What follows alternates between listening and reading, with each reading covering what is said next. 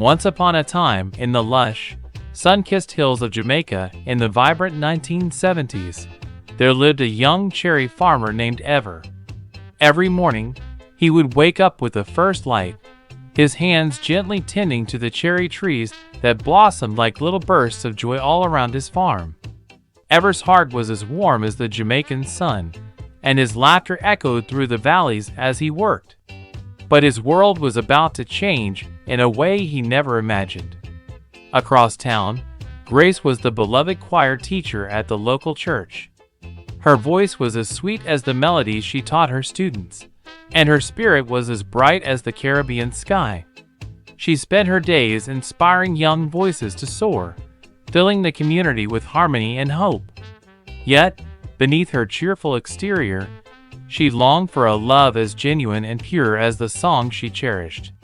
One peaceful Sunday, as Grace was leading her choir in joyful hymn singing, Ever wandered into the churchyard, drawn by the sound of voices.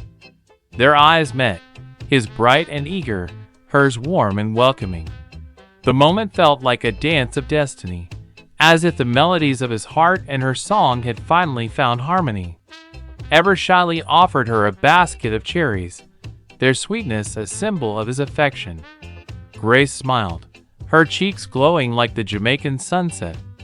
From that day, their worlds intertwined, Ever sharing his fresh cherries after his work, and Grace singing lullabies that seemed to make the cherry blossom sway with happiness. Their love blossomed like the trees in Ever's orchard, strong, vibrant, and full of life. Under the same Caribbean sky, with the sound of gospel songs and the scent of ripe cherries in the air, Ever and Grace found in each other a melody that would last forever.